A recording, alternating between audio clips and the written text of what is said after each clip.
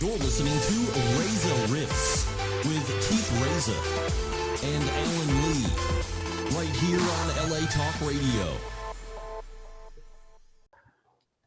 All right, welcome to the show, Reza Riffs. This is going to be the season finale before the holidays. Keith Reza with my trusty sidekick friend, Alan Lee. How are you? Here I am. Yeah? Everything's going well?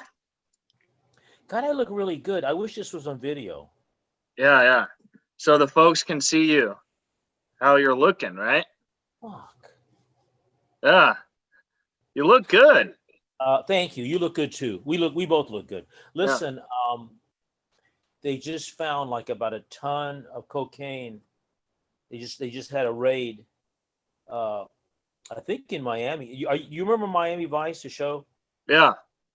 Yeah. Well, today it's really weird. Like the DEA they picked up like a ton of cocaine and marijuana in Florida, just like the old days in Miami Vice. Yeah. So I'm thinking now, because I'm a big fan of Netflix, and I know you're kind of not, but it doesn't really matter. You're going to do some catch up sooner. Well, you did finish Breaking Bad. Yeah, and I did Daredevil. What do you mean? You did. You did. You know why I'm not a fan of Netflix. Come on. I have a block in my head about that.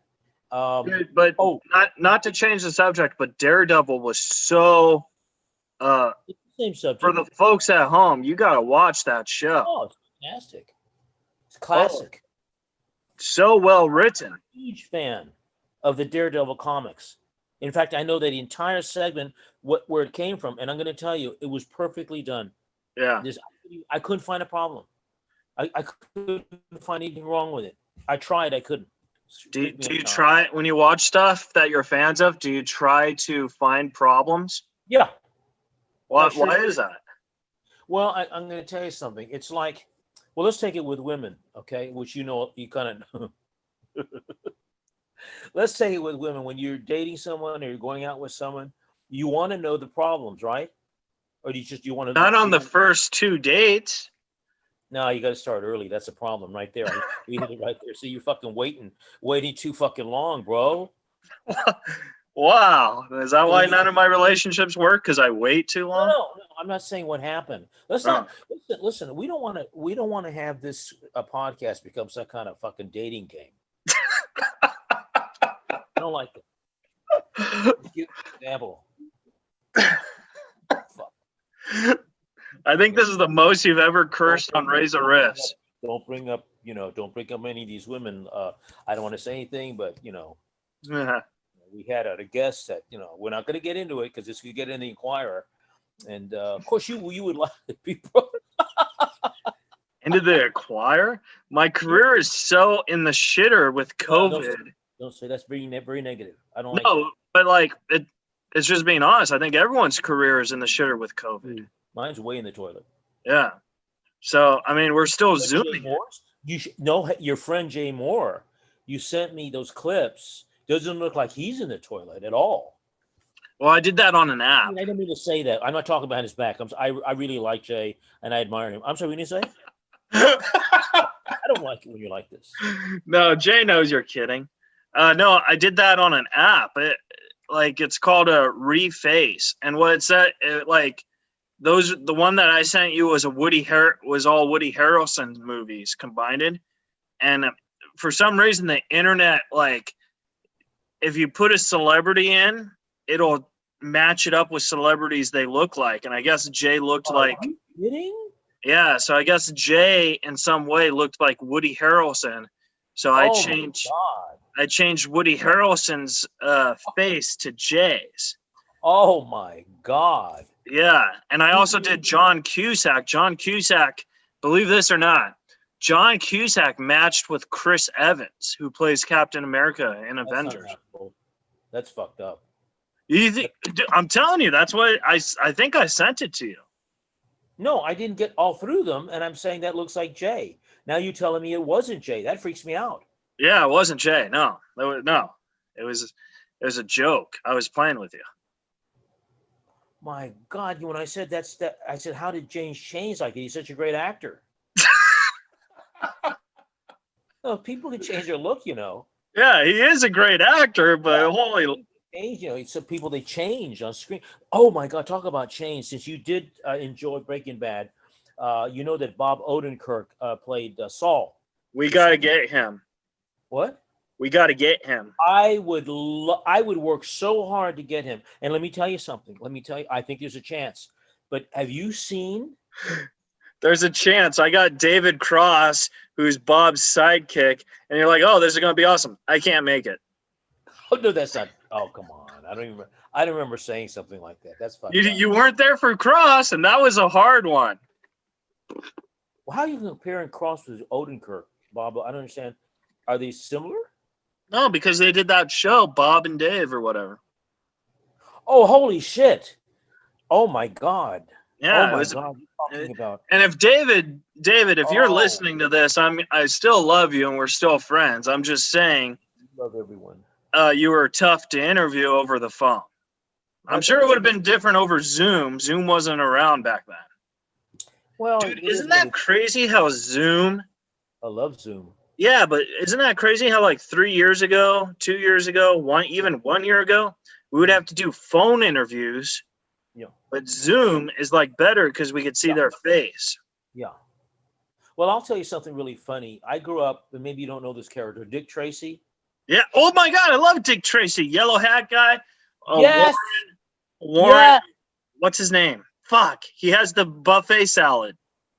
Yeah, that's right. My God, you do know. Holy shit. What's his last name? God damn it. They have funny last names. Oh fuck. I'm gonna fucking Google this because I feel like an idiot for not knowing his last name. Well, you know why I brought up Dick Tracy? Warren Beatty, right? Yeah, he played him. Yeah. I didn't think that was that good of a film. Oh, dude, I thought that was a great film.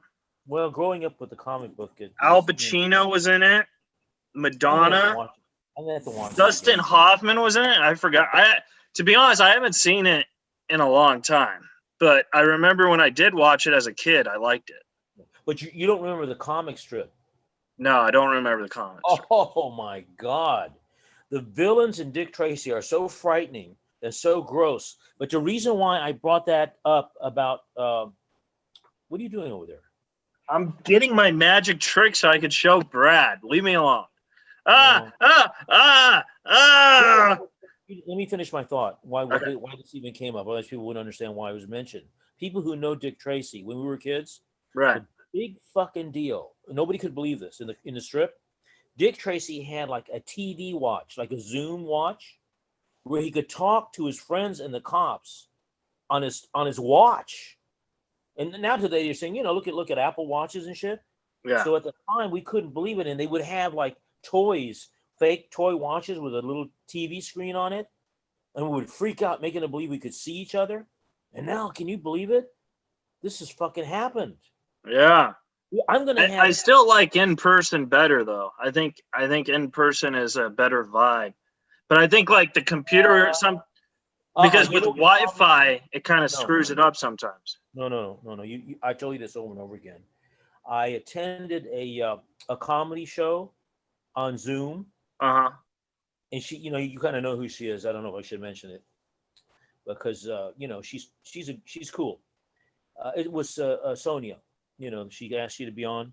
Sonia Alexander, yeah, she did the show. Another one you bailed on. She's great.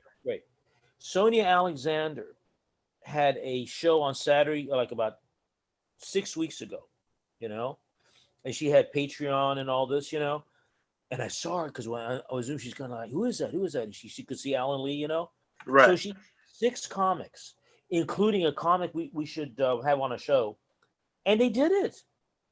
They did an hour show on Zoom. Right.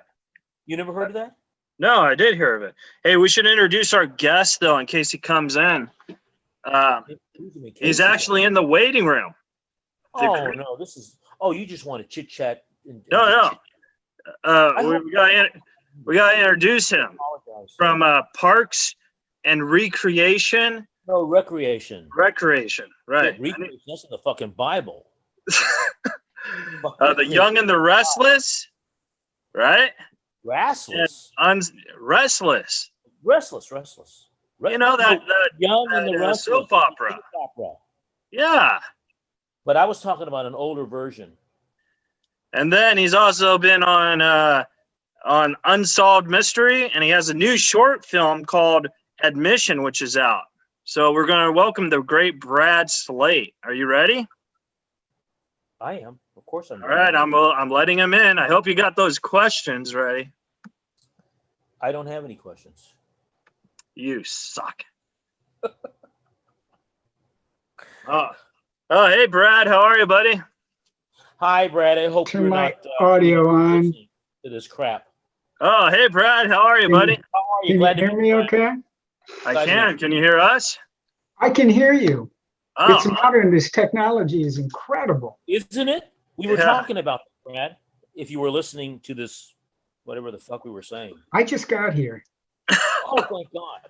we were basically talking how Zoom has replaced phone interviews. It has. Oh, yeah, and it's unfortunate, especially when they want to see you and you go like, what's in Yeah. the background. If you have something bad in the background, you ever notice Yeah. that people all of a sudden you got like a Oh, it's a porno mess. picture up on the wall? It's not Yeah, good. you gotta be aware of your surroundings. Like one time I did a Zoom interview and I didn't realize there's people hanging behind me. Jeez. Doing what? That's a joke, Alan. God.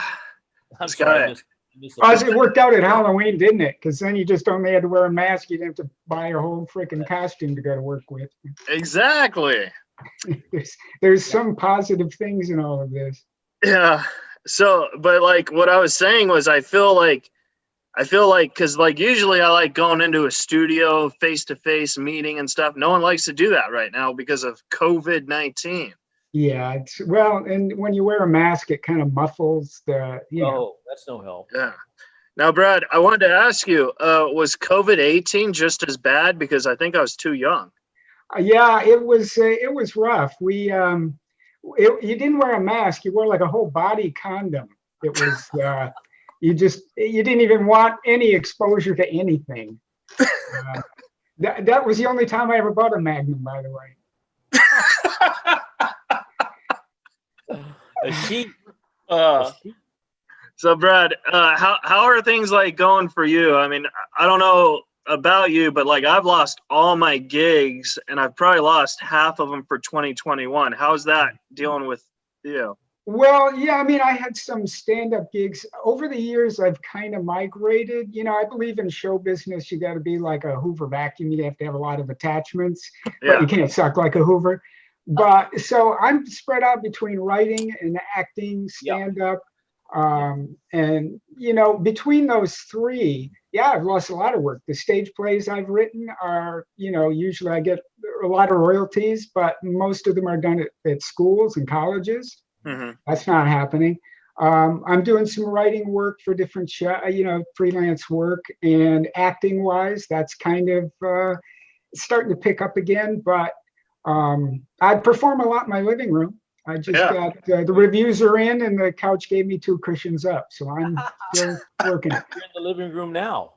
But your couch has 3 cushions. Oh, hey, you can see that. Well, one of them walked out. You're always going to lose somebody in the audience that gets offended easily.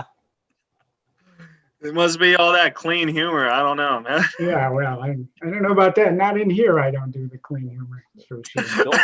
Don't feel you need to be clean on this show. Oh yeah. Oh, okay. Yeah, I was going to ask you, what is the F-bomb rule? Oh, Well, please. right now we're doing Zoom, so the studio can't really find us on cursing.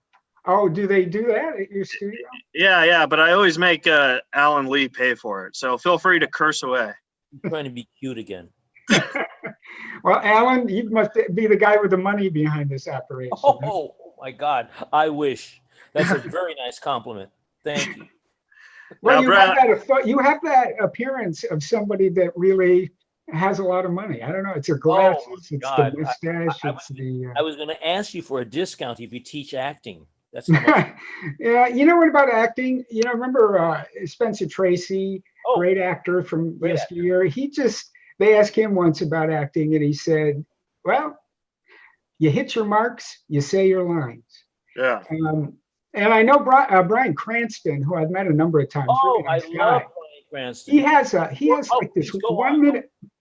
minute video of where advice to actors. I put it on my Facebook page, but you can Google it, Brian Cranston advice to actors. And he really locked it in. He said it took him a while, but when he finally realized when you go into an audition, it isn't about getting the job. It's about doing your work. All the other stuff you have no control. You push that aside. You go in and do your craft. What happens is going to happen. You know, you have no control. You could give the greatest audition in the world, but you're too short, or they want somebody an ethnic person, or you just isn't what they were looking for. So knowing that, and I've had a lot of auditions where I walk out thinking I nailed it, I got it. Sure. And then you don't. You just have to really concentrate on not setting yourself up for a disappointment. Sure. And it's the same with comedy. Go out there and don't always play to the audience. Bring them up to what you think is funny, because you're funny. And they're not there. They need new experiences. I tell people that with stage plays. It's bring a school down in Florida. I wrote a play, and it took place on the California beach. And the teacher wrote me a letter, and he said, "Hey, can I change that to a Florida beach? Because my students might find it kind of exotic. They don't know California." And I said, "No. Yeah. The purpose of theater or comedy or anything is to bring people to the work, expose them to ideas maybe they're not aware of." And I said, and you start changing literature, you start changing who you are or what you're presenting. It's like, what are you going to do? You're going to do the stage play Oklahoma and change it to Sarasota? Is that what you're going for with your narrow world? So I wasn't quite that harsh, but I believe that with stand-up comedy too. You've got to be who you are, and not what you think they want you to be. Thank you. And see, that was another question I had, because you also write plays and you write stuff. What's it like where you're in an actor mode where like thinking, oh, maybe this line's not working. If I improv, I could change it. But as a writer, do you hate it when actors do that? Like, it's kind of hypocritical catch-22. Exactly. Good question. Yeah, I as a writer, as a performer, because somebody once asked me, so, do you like? I said, I think most writers are nerds, and I'm a performer. I've got to present this literature, so I think it helps my writing, because I know somebody's got to say that, or I know how I would play that. But that's a good point. When I get in an audition, I always have the urge to, and sometimes they don't mind if you put a little button in there because they've heard the same lines every day. Yeah. But it's dangerous, because if the writer's in the room, it's a final callback, and he goes, "That's not my line." And sometimes in an audition, in commercials especially, you'll ad-lib a line, and you won't get the job, but you kind of hear something similar in the finished commercial. Yeah. It's like, you run the risk. Yeah. So like, how does that make you feel when someone does that to you compared to you doing it to them? You know what I mean? Well, yeah, I went to a couple. I've seen some of my stage plays. If they're in the area, I'll go. A lot of schools do them. I mean, I've been very fortunate. I taught high school for 2 years, and I realized when I taught, there's not many stage plays available. My brother had a program at ACT in San Francisco, and he would commission these Pulitzer Prize winning writers to write stage plays just for the young. So I said, let me try that. So I did, and I sent it to Samuel French, and they published it, and they said, you got more. But I've been to the theater, and I see when they change a line, or they'll do things. I remember a school sent me a thing saying, "Yeah, we did your play. I think you'd really like it because we put dance pieces in the middle of each scene." What? You're not supposed to do that. You're supposed to do the play the way it's presented. Yeah. So what was it like getting your plays by Samuel French? That's a big deal. There used to be a bookstore in Los Angeles, but then they closed it down. Yeah, Samuel French was just bought out by Concord Theatricals. They bought out Samuel French and Dramatist Play Service, I think, the two big publishers. Samuel French was the biggest. Yeah. And I have 13 plays with them. So that's under the Concord Theatrical umbrella now. And it's great because once I've written a play and they've published it, I'm done. Yet I get money. You know, it's residual, it's royalties as opposed to residuals, but they do all of the printing, they do all of the contracts, all of the legal stuff. So that's good. But yeah, 13 is about enough. I think that's my lucky number. I'm done with stage plays for a while. So you're not going to write any more plays? I might, but I'll write them for myself. I've written stuff just for me to showcase, you know, or an idea that I have to put my friends in.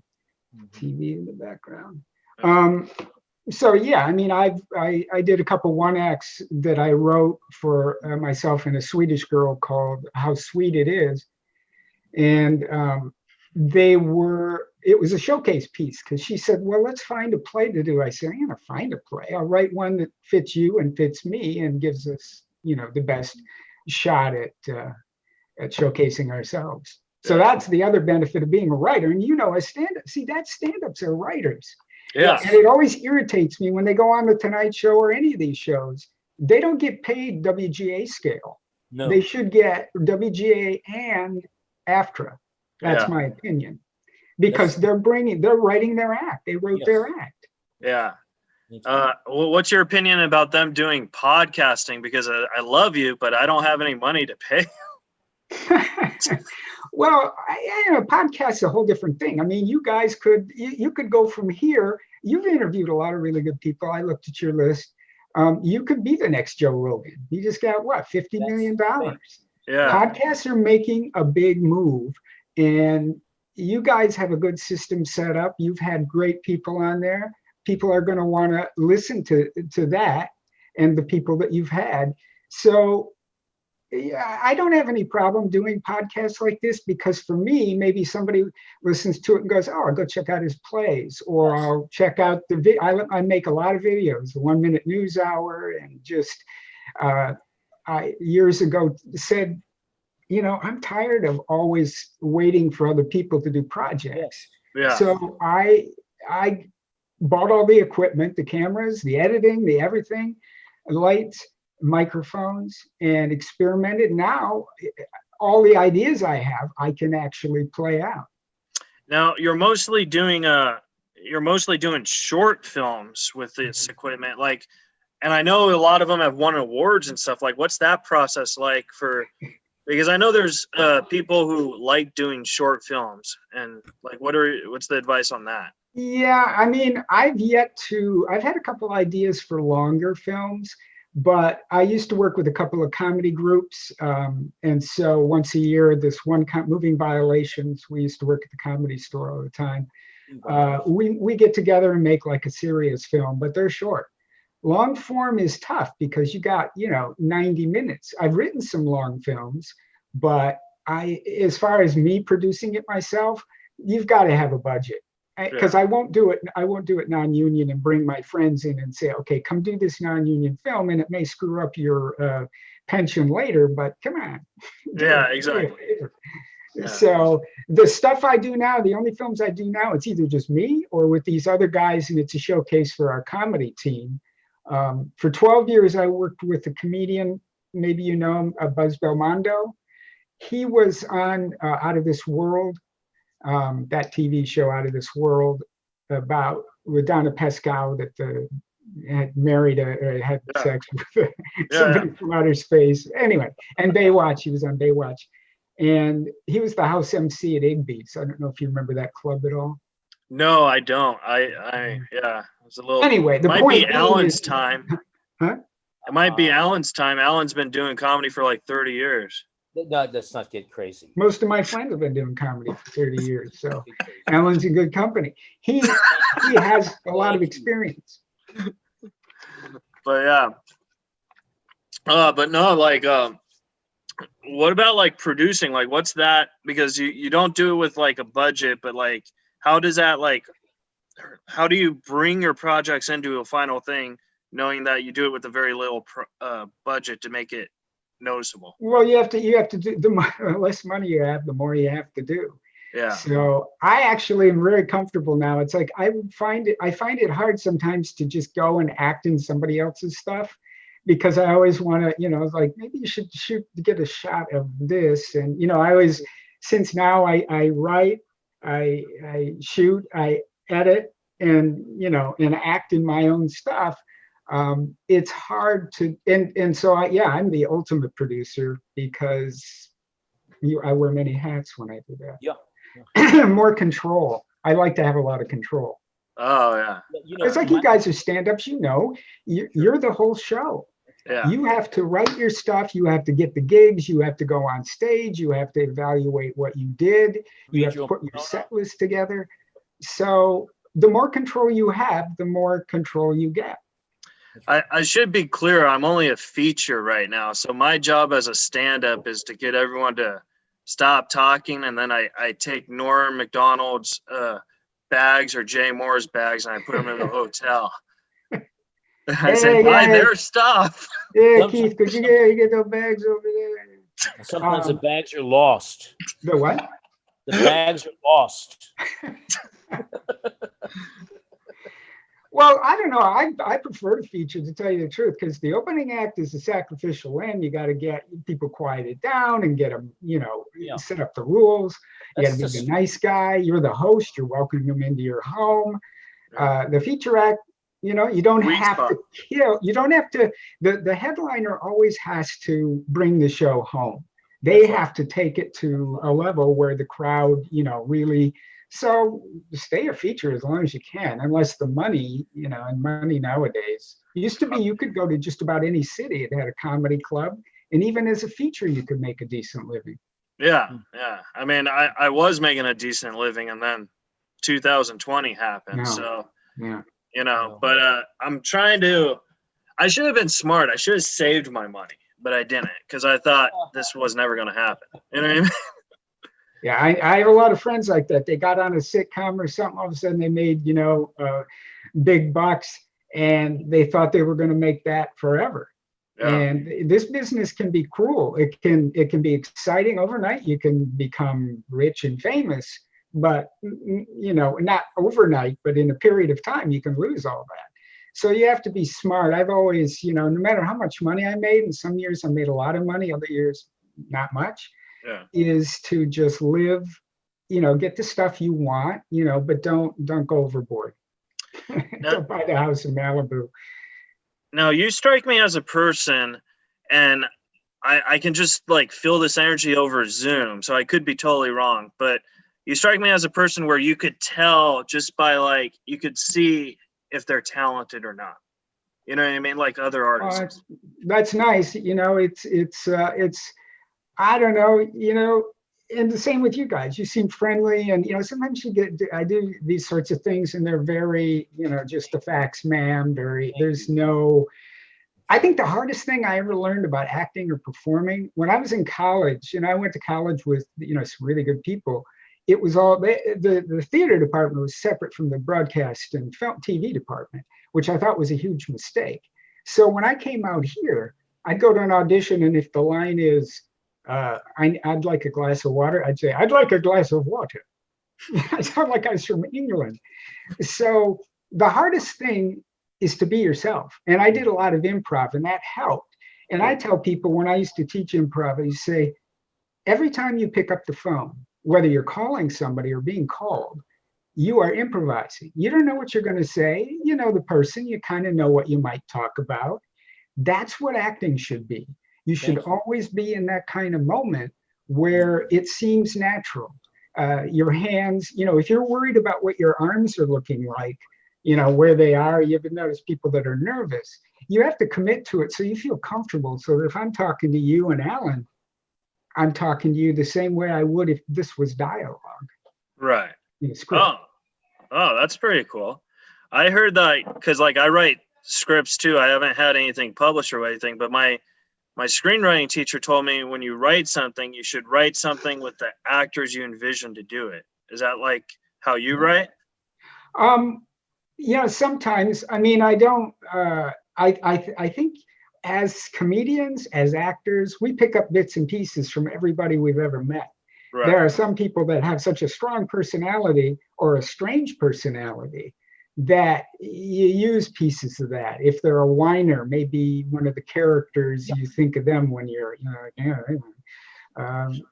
so the character, I did a sketch called The Samantha Show, Yeah. one of my videos, and I play Samantha, and it's this host that I based on a couple of people I used to know, who no matter what you would say to them, like, oh man, I got the worst, I hurt my hand, they would say, you, me, I had a headache last, and then it all became about them.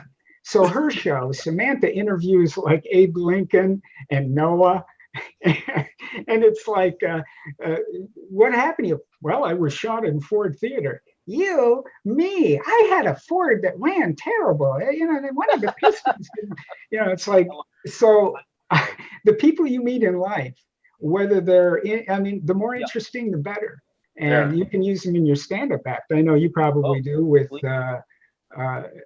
when you're every stand-up does a character. It's like, I was talking to Bob and he said, yeah, but so interesting people make interesting acts. You were discussing a character that I came up with, Phil Penn. He's new to porn, but he's really trying. That's great. What does he sound like? What's his voice?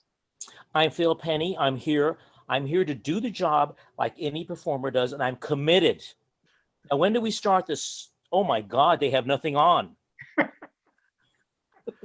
See, if I were to do that, it would have been more filthy. No, you'd be too filthy. I try to stay. Listen, I think of it. Netflix. I have editing going on. I don't. Please, you can't be filthy all the time. And where did you get the name Phil Penn for? Is there a meaning behind that? You know what? I made a mistake. It's Phil Penny. Oh, Penny? Phil Penny. Like the coin. Yeah, like the coin. And I felt, it's about the money.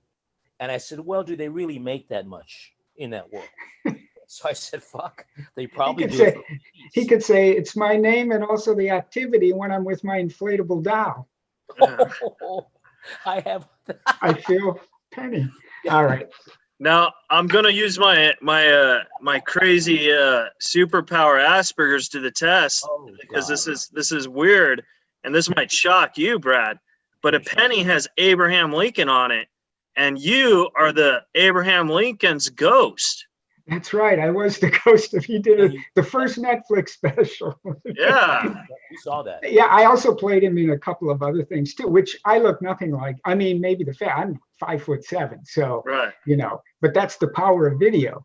You get to that's great. You get to play other things, and I played elves, and I'm 5'7", but I'm not 2'7". So the power of editing and green screen and yeah. Well, let me ask you something. Is that your phone, Brad? Yes, it is. Oh, it's probably William Morris calling. Or pick it up. We could wait. We could wait. It could be a big thing. No, let me ask Brad something about. Let me ask you something, Brad. This is I always like to get answers on this. You mentioned the green screen and the amazing use of CGI, where they can put you in a desert or on the top of a mountain, and you're in a room with just a chair, and you're on the chair, and you have to visualize that you're climbing. These exercises they have that people say they won't use because you've got the sets and all that. Now you have to use all those exercises literally because there's nothing in the room but you in a chair. I think that's the most amazing thing. It is. And, I've done a couple of bigger things, but even the stuff I shoot, you can turn your apartment into a studio. Yeah. No, yes, exactly. That there are certain limitations, but now I heard there's a new kind of, I don't know if it's a camera or a device. I was reading about a month ago, and I'm waiting for it, where you don't even need a green screen anymore. That it breaks down the elements. So, you're sitting there in your room. It can, like with Photoshop, just take your image, put you into and combine other images from other sets all into one thing without even the green screen, which, is what the technology now. So we're about to move into It's almost like taking molecules and reassembling them. It's such an exciting time. But do you remember the Woody Allen film back in the day, Zelig? Yes. Yeah. Remember how he became, he turned into all those people. Imagine they were sort of, predicting this. And that was, I guess, I like that whole concept. A friend of mine that I years ago worked with, Jeff Daniels, when he was I love Jeff Daniels. I went to college with. We were in a comedy group together. He used to play all the big moose tough guys, but real nice guy. Yeah. And he was in the Purple Rose of Cairo, where they came in and out of the movie. So I like doing stuff like that as many times as I can do special effects. And now you can do them on your computer. I mean, you can do all kinds of stuff and so I experiment from time to time where I do a sketch called Just the Two of Us. And it's me and my alter ego who's come out of my body and wanted to live with, didn't want to go back in. So we're roommates. And I was playing around with that, and I said, why don't you turn this? So I've done a couple of those sketches where it's me talking to myself, but I'm a little faded out that my alter image, you can see through him, which is a play on words too, I guess. It's funny that you mentioned this camera where you could it doesn't do a green screen anymore, because obviously, I think everyone knew that was just going to come out sooner or later. You know what I mean? Right. Now you could just make a movie with Brad Pitt without actually meeting Brad Pitt. Yeah, that's scary too, just because of all of without getting into politics, all the fake news out there, the real fake news. Yeah. That they can make somebody sound like they're saying it. It's like, oh, did you hear Brad Slaight said that he hates little kittens? And there's a video of me going, I hate little kittens. Oh, but it's not me saying that. It's scary too. It's like, holy Lord. Oh, it comes in handy though. Like if you had a girlfriend and you could just set it up so that you're saying all the things she wants to hear, and then you can just sit there and watch it. So they're good. Yeah, and just send it to her on her birthday or whatever. Yeah. I love everything about you. No, your butt is the perfect size. I got you on tape saying that. I never said it, honey. No. When you break up, you show her the real tape. Now, speaking of getting filthy, what do you think about Tom Cruise going off on the? Did you hear about this? Well, I was just about to say that. Yeah, what do you think, Alan? Oh no! I'm sorry. No, you're the guest. No, don't. No. Well, I was shocked. I was shocked at the level of anger that he exhibited. I mean, it was a complaint, and he went on and on. He was a little bit redundant. Don't you ever stand close to him like that again? I swear to you, you'll never. It was like a bit of a parody. Yeah, I mean, when I first heard it, but then when you realize what he was saying in terms of the importance of, they're using that as a test, and as an actor, a lot of stuff's been canceled. So if they screw up over there, you've got a $200 million budget at stake and thousands of people that would be out of work. So I think from the most reactions I've seen, most people are going, I kind of agree with him, but it depends on what you think of if COVID-19 is real and you should wear a mask. And if you don't believe in any of that, then you're going to think, yeah, another one of them, guys going off. Sure. But in this case, I was surprised that Tom Cruise did it that way. Yeah. But I can't disagree with him getting upset. Yeah, no, it's important because you're right. He was talking about how dependent all those people, and we know how it works. I mean, you've got crew, they've got families, the cameramen, who how sometimes they haven't even paid like those their Panavision camera, which I don't know, it's like $2 million, and home is mortgaged on to the camera.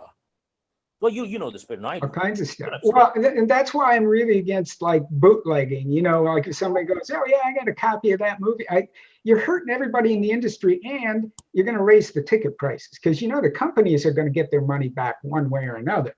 But when if the actors in that movie who rely on residuals to pay the rent sometimes, and you're just giving it away, so don't do it.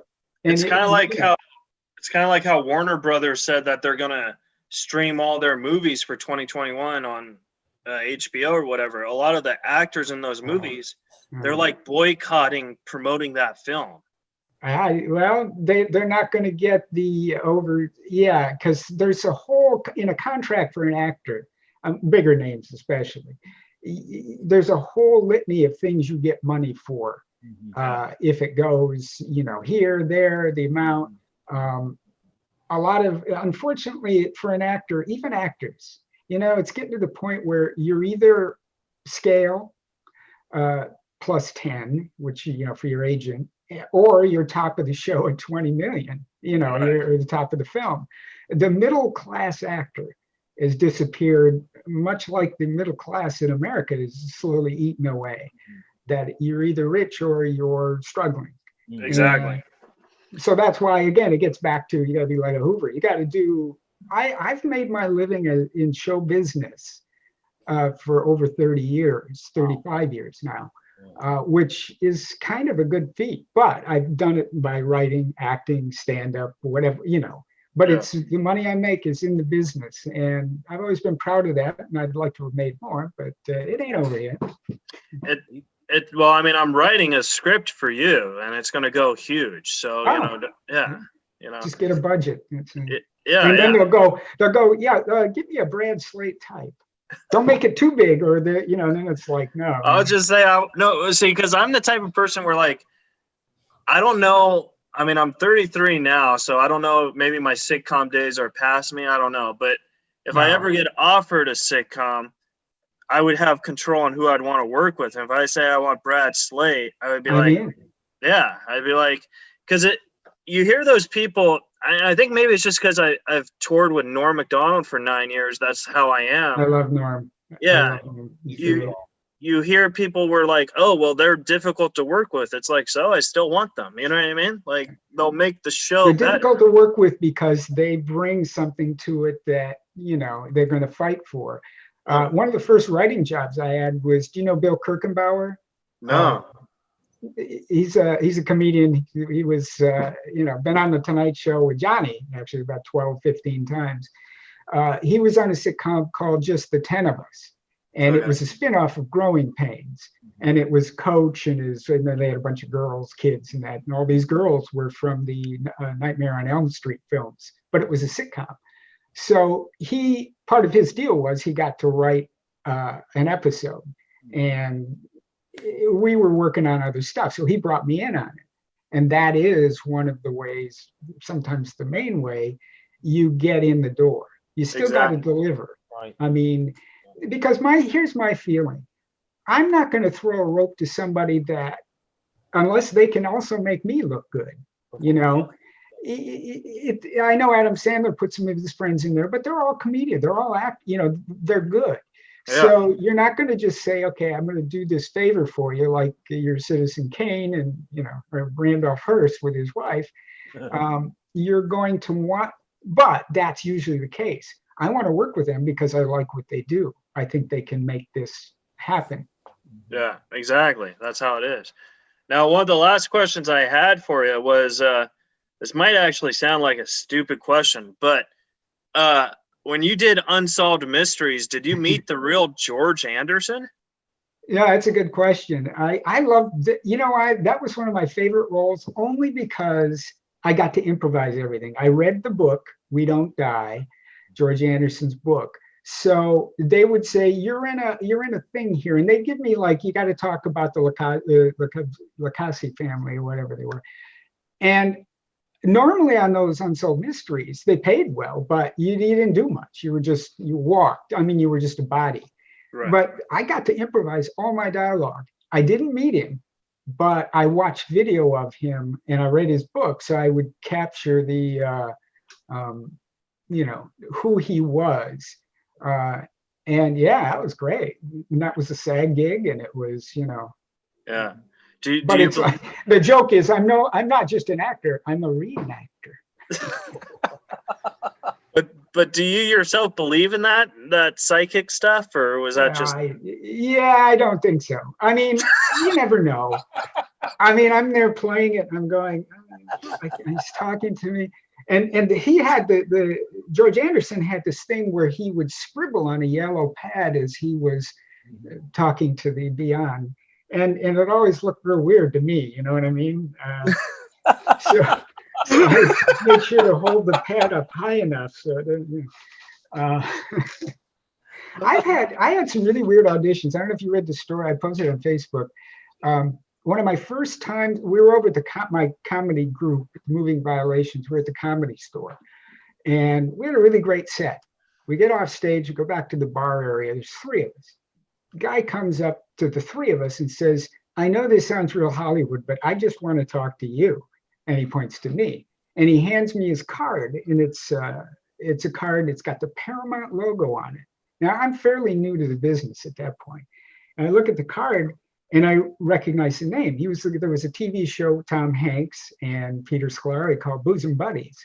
And he had created that and executive produced it. And he said, "I'm doing a new sitcom, and I think you'd be perfect for the lead role."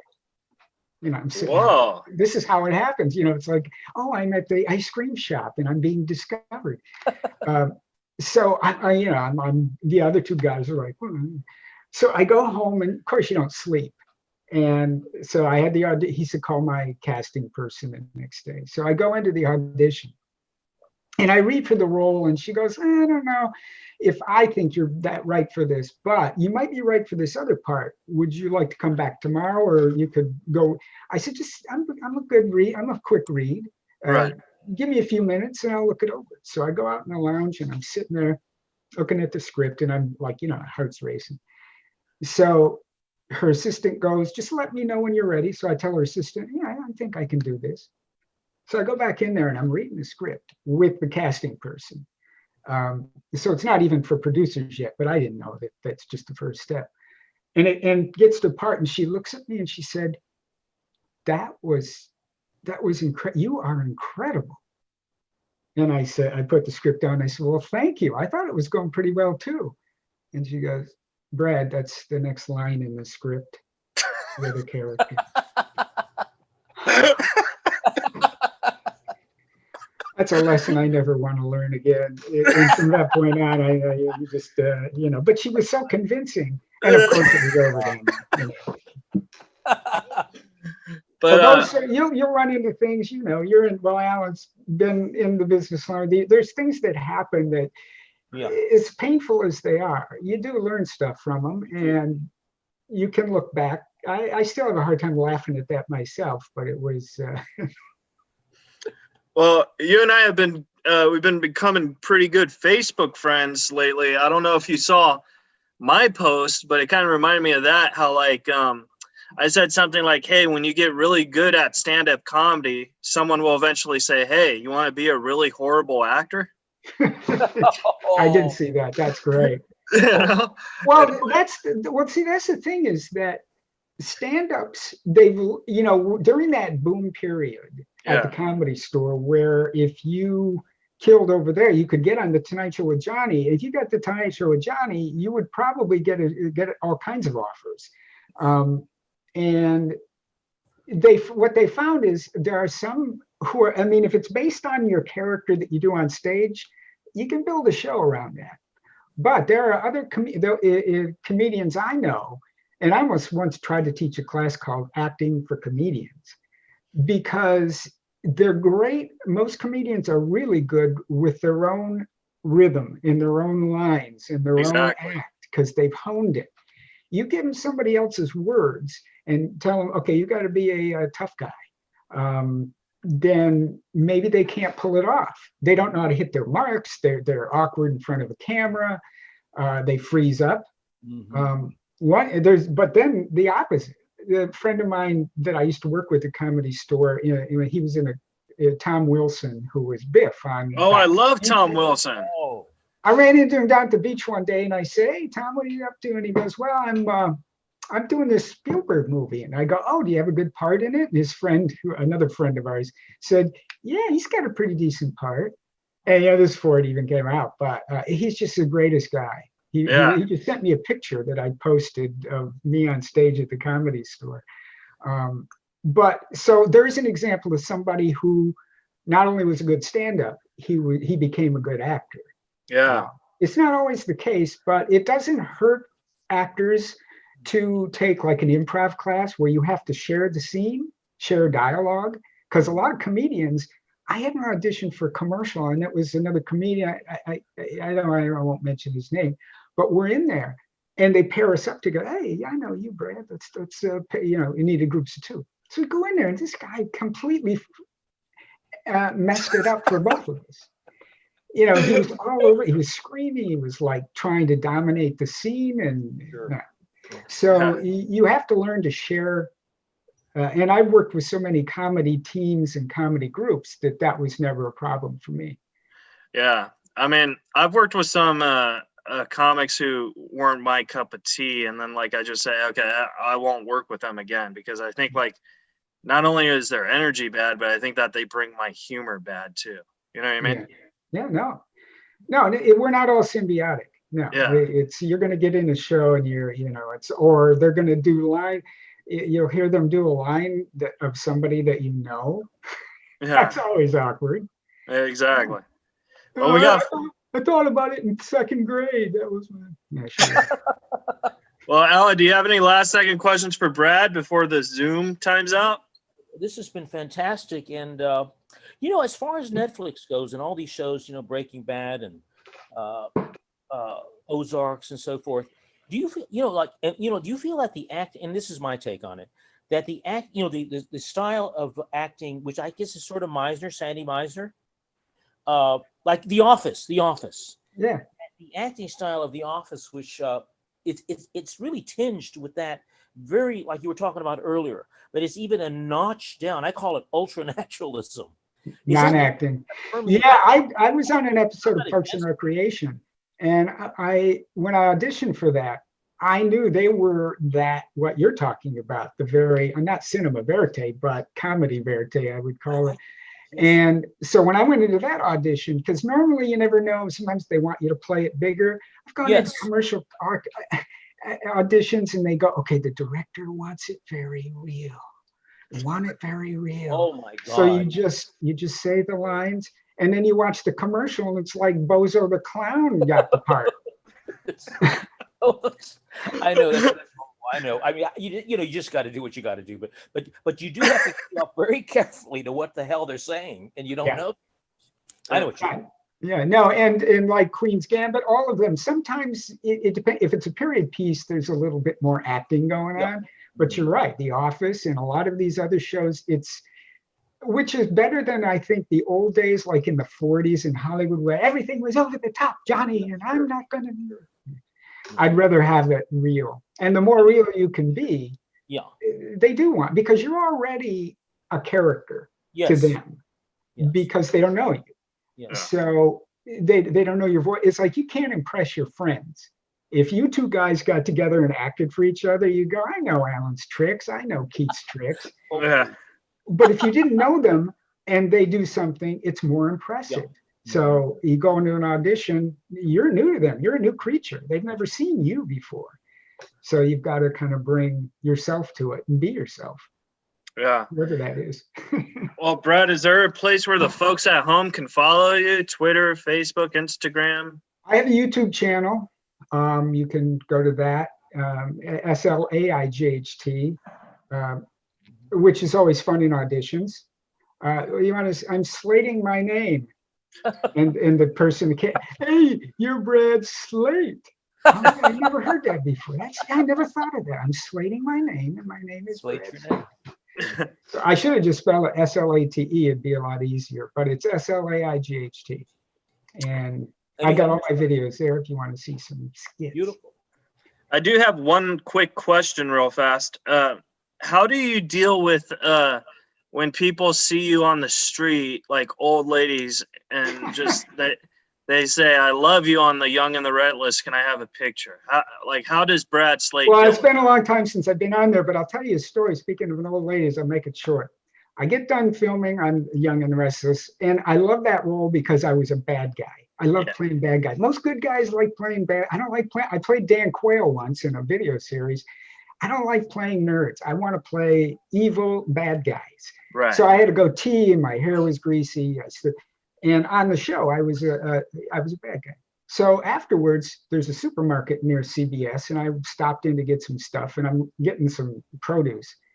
And I see this old woman staring at me. But she wasn't like, because I'd gotten that before. I wonder if that's the guy. It was more like this. She was muttering.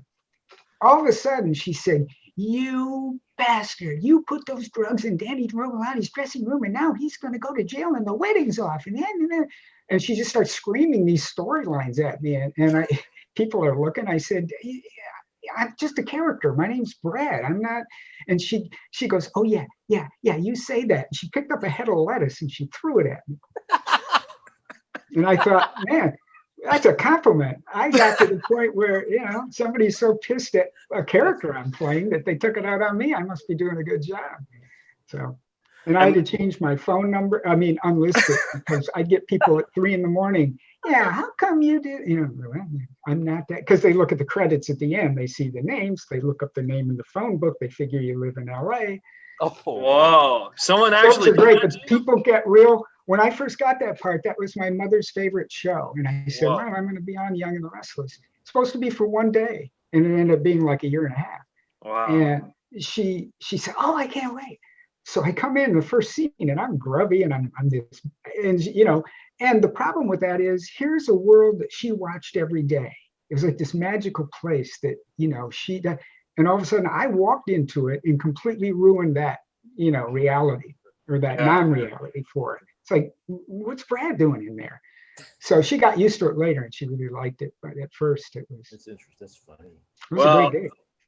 This might cheer you up, but this might make you lose some respect for me. The good news is that lady's probably dead. Oh.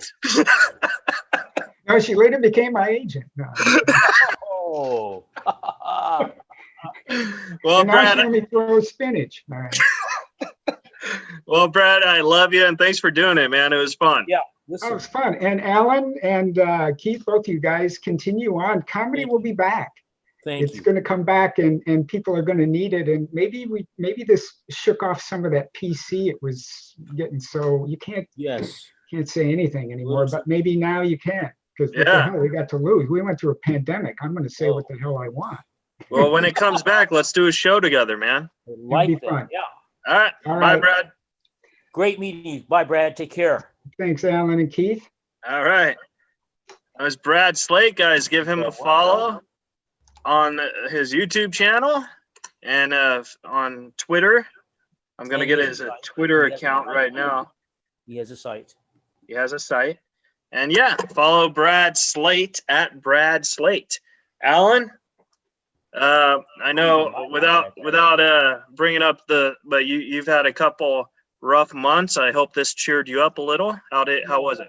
I have, and I really thank you, because this did cheer me up. Good. I really enjoyed. I always enjoy. He really. Such a nice guy. I mean, he's just very sincere. I could sense. We can sense that. I mean, we've had great people on. We love them all. Like you say, and just another nice person. I'm going to be quite frank with you. It gives me hope, because sometimes there are people in Hollywood, as you know, that are not nice people. Yeah. They come off, everyone says, "Oh, they're great. Oh, I love their acting and all that." And in reality, you wouldn't want to be in the room with them for 10 seconds, unless they were booking you, because I know that's how you think. Yeah, exactly. You don't even care if they came out of a fucking prison. That's not true, but I get your point. Like, I think for a guy who doesn't like cursing and gets fined, you said 9 fuck bombs today. I keep count. Yeah, I took count. That's $9. That's $900 Sam's gonna charge you. Oh, Sam, leave Sam alone. He's my friend. He's my friend too. He's the director. But what I'm telling you, he's gonna be like, "Alan, what's going on, man?" You know what? He better watch his step. We may not need you, Sam, you motherfucker. 10. That's 10. Sam, if you're listening to this, you know we love you. We do.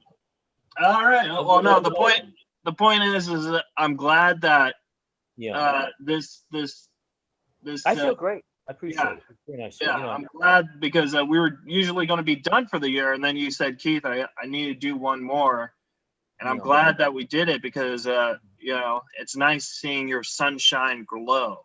Oh, that's so sweet of you, and ditto. Well, Alan, I love you very much, man, and I'll talk to you in a couple minutes on the telephone. Oh, I don't have to tell you to drive carefully. You're at home. All right, buddy. Guys, subscribe, rate, review to the show on Apple Podcasts. We're at 93 reviews. We could use 100. Help the show out. Follow Brad, Slaight. Follow us. You can also book me on Cameo at www.cameo.com/Keith Reza. I'll give you a shout out. Say whatever you want. It's a perfect holiday gift. And as for the holidays, Alan and I would like to wish you a Merry Christmas, Happy Hanukkah, Happy New Year, and stay safe and bring joy to your loved ones. Alan, anything else? Peace out, babe. All right.